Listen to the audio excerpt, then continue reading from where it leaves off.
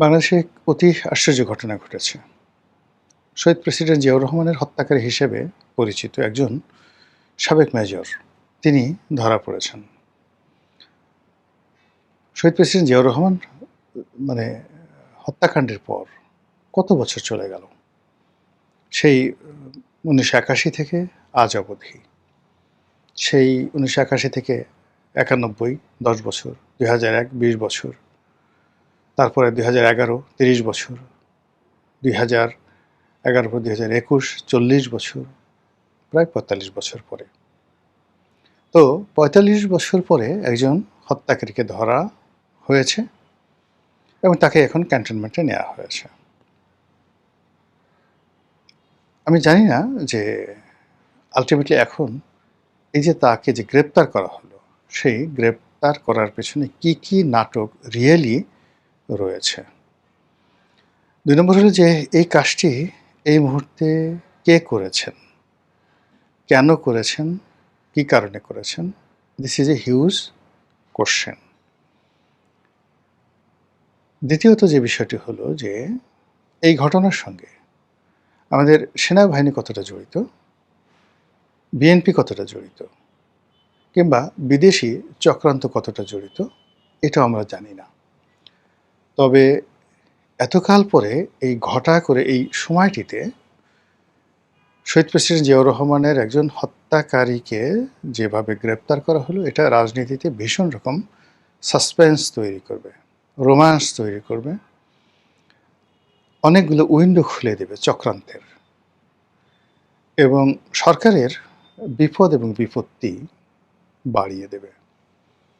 এই মুহূর্তে সরকারের যে সকল গুরুত্বপূর্ণ কাজ রয়েছে, সেই কাজগুলো থেকে সরকারের যে মন এবং মানসিকতা একটা নির্দিষ্ট জায়গাতে ডাইভার্ট করে দেওয়া হলো।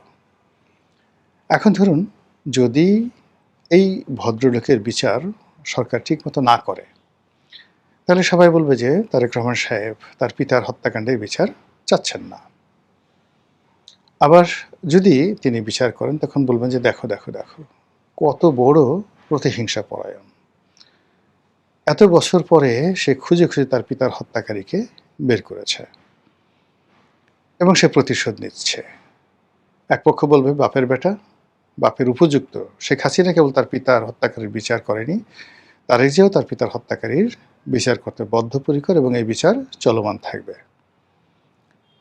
এই বিচার কিভাবে চলমান থাকবে? যেমন প্রতিটি হত্যাকাণ্ডের পেছনে দুটো ঘটনা থাকে। একটা হলো মিলিটারি, মানে এই ধরনের সামরিক কুয়ের ক্ষেত্রে একটা মিলিটারি ইনভলভমেন্ট থাকে, আর একটা হলো সিভিল অ্যান্ড পলিটিক্যাল, তাদের একটা ইনভলভমেন্ট থাকে। আমাদের দেশে যে কটা সামরিক কু হয়েছে, ক্ষমতার পট পরিবর্তন হয়েছে, যেগুলো নির্মম হত্যাকাণ্ড ঘটেছে, প্রায় সবগুলোর সঙ্গে একটা পলিটিক্যাল কানেকশন ছিল। পলিটিক্যাল কানেকশনের সঙ্গে আবার একটা সিভিল সোসাইটির কানেকশন ছিল। এখন যেমন দেখা গেল যে পিনাকি ঠিনাকি এরা যে কোনো কাজই ডেইলি স্টার, প্রথম আলোর একটা সখ্যতা খুঁজে পায়। ঠিক এরকম ঘটনা কিন্তু পাকিস্তান জামানাতেও ছিল।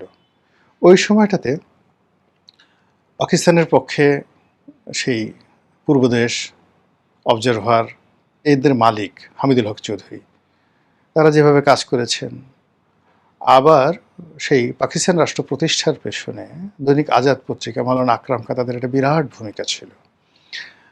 আবার পাকিস্তানের বিরুদ্ধে অ্যান্টি স্টেট যে পলিসি এবং বাংলাদেশ বিনির্মাণে যে কয়টি পত্রিকা, তাদের মধ্যে ইত্তেফাক, সংবাদ, তাদের একটা অত্যন্ত গুরুত্বপূর্ণ ভূমিকা এখানে ছিল।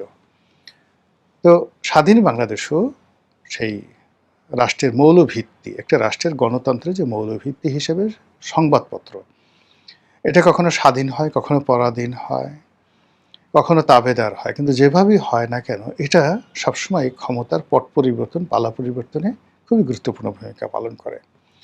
তো সেই ক্ষেত্রে শেখ হাসিনার উত্থানে যেভাবে সাংবাদিকদের ভূমিকা ছিল, সংবাদপত্রের ভূমিকা ছিল, পতনের ভূমিকা ছিল, ইউনূসের উত্থানে, ইউনূসের পতনে, আবার তারেক রহমান সাহেবের উত্থানে, তারেক রহমান সাহেবের পতনে একই ঘটনা কিন্তু এই সংবাদপত্রগুলো ঘটে যাবে বা ঘটাবে। এখন বোঝার চেষ্টা করুন যে এই যে জিয়াউর রহমানের হত্যাকারী রূপে তাকে গ্রেপ্তার করা হলো, এটা নিয়ে কী কী সমীকরণ হতে পারে? এক নম্বর সমীকরণ হলো যে জিয়াউর রহমানের হত্যাকাণ্ডের সঙ্গে একটা পলিটিক্যাল অ্যালাইনমেন্ট ছিল এবং সেই অ্যালাইনমেন্টটা আওয়ামী লীগ, শেখ হাসিনা। এই বিষয়গুলো যদি সামনে নিয়ে আসা হয়, এই কারণ হলো ঠিক সেম কাজটা তো আওয়ামী লীগ করেছে। আওয়ামী লীগ বলেছে যে বঙ্গবন্ধুকে যে হত্যাকাণ্ড হয়েছে সেটা নেহায়েত কিছু বিপদগামী সামরিক কর্মকর্তাদের ছিল না। এর সঙ্গে জিয়াউর রহমানের যোগাযোগ ছিল এবং জিয়াউর রহমান যেহেতু আলটিমেট বেনিফিশিয়ারি, সে পিছন দিক থেকে কলকাঠি নেড়ে প্লট 1 মানে বঙ্গবন্ধু হত্যাকাণ্ড, প্লট 2 খন্দকার মোশতাকের ক্ষমতা এবং প্লট 3 7ই নভেম্বর, প্লট 4 সেই খালেদ মোশাররফ এবং প্লট 5 জিয়াউর রহমান। এই যে প্লটগুলো সে সাজিয়েছে এটা আওয়ামী লীগ তৈরি করেছে। একইভাবে যদি এই জিয়াউর রহমান হত্যাকাণ্ডের সঙ্গে শেখ হাসিনা, এরশাদ এদেরকে জোড়ানো হয়, এখন যেহেতু বাংলাদেশে একটা ভারত বিরোধী প্রচণ্ড তৎপরতা রয়েছে, কাজে এখানে ভারতকেও জড়ানো হতে পারে। এবং এই কাজগুলো যদি সরকার করতে চায়, এই ন্যারেটিভ তৈরি করতে, এই কথাগুলো তৈরি করতে সরকারের যারা দালাল ফড়িয়ে রয়েছে, সাংবাদিক নামধারী যে সমস্ত অথর্ব রয়েছে, গোবর গণেশ রয়েছে, তারা সরকারকে এত ব্যস্ত রাখবে, আর সেই ব্যস্ততার ফাঁকে মন্ত্রীরা দুর্নীতি করতে থাকবে, চাঁদাবাজরা চাঁদাবাজি করতে থাকবে, সারা দেশ উত্তাল হয়ে পড়বে এবং খুব অল্প সময়ের মধ্যে সরকারের সমস্ত কর্মকাণ্ড মুখ থুবড়ে পড়ে সরকার অজনপ্রিয় হয়ে পড়বে এবং ক্ষমতা হারাতে হবে। আপনি বুঝতেছেন যে মাস্টার প্ল্যানটা কি।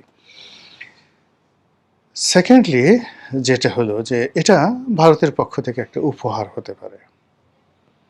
উপহার হতে পারে এই কারণে দুভাবে। ভারত এখানে শেখ হাসিনাকে নিয়ে খেলতে পারে, তারেক জিয়াকে নিয়েও খেলতে পারে। অর্থাৎ এই যে ভদ্রলোক, সবাই ধারণা করছে যে সে দীর্ঘদিন ভারতে লুকায়িত ছিল।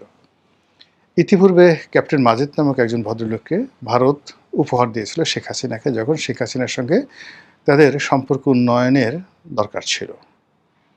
ঠিক এই সময়টাতে বাংলাদেশ এবং ভারতের সম্পর্ক তলানিতে, বিএনপির সঙ্গে তারেক জিয়ার সঙ্গে দিল্লির সম্পর্ক আরও তলানিতে, আমাদের যে মিলিটারি পয়েন্ট অফ ভিউ বা নিরাপত্তার যে বিষয়গুলো রয়েছে, এদেশের দক্ষিণপন্থার উত্থান ইত্যাদি বিষয়গুলো যদি আপনি কল্পনা করেন, সব মিলিয়ে আপনি দেখবেন যে we are passing a very critical time, যেটা কখনই আমাদের ইতিহাসে অতীতে ছিল না। তো সেই দিক থেকে ভারত যে কোনো মূল্যে বর্তমান সরকারের কাছাকাছি আসতে চাচ্ছে এবং সেই কাছাকাছি আসতে গিয়ে যদি এইরকম একটা ঘটনা ঘটিয়ে থাকে, তারা উপহার দিয়ে থাকে তারেক রহমানকে খুশি করার জন্য, তাহলে সেটি হজম করার ক্ষমতা তারেক রহমান সাহেবের নেই। এবং এই কাজ করতে গিয়ে সেনাবাহিনীর মধ্যে বিভেদ তৈরি হবে, বিসংবাদ তৈরি হবে, অনেকগুলো কেসে করতে সাপ বের হয়ে যাবে এবং সরকার আলটিমেটলি বিপদে পড়বে। তো সব মিলিয়ে অবস্থার দৃষ্টি মনে হচ্ছে ঘটনা যেদিকেই যাক না কেন, এটি আলটিমেটলি সরকারের জন্য ভালো কোনো ফলাফল বয়ে আনবে না। এটা কেবলই মাত্র একটার পর একটা ফাঁদ তৈরি করা হচ্ছে সরকারকে বিপদে ফেলার জন্য, বিপত্তিতে ফেলার জন্য। আর সরকার ঘটনাগুলো এমনভাবে ঘটছে অনেকটা সেই 10টা কষ্ট মামলার মতো, ডান দিকে গেল বিপদ, বাম দিকে গেল বিপদ, এবং এখানে ভারতের চাল হতে পারে, চীনকে পিছনে ফেলার চেষ্টা হতে পারে, এরকম নানা রকম ঘটনা কিন্তু ঘটতে পারে। এবং সেই জিনিসগুলোই এই ভদ্রলোককে এই মুহূর্তে গ্রেপ্তার করিয়ে বিএনপিকে দিয়ে এমন কিছু করানোর চেষ্টা করা হচ্ছে, যার ফলে রাজনীতির যে স্ট্যাবিলিটি, ফরেন পলিসির যে স্ট্যাবিলিটি, সামরিক নীতির যে স্ট্যাবিলিটি, এগুলো সব তছনছ হয়ে যাওয়ার আশঙ্কা দেখা দিয়েছে।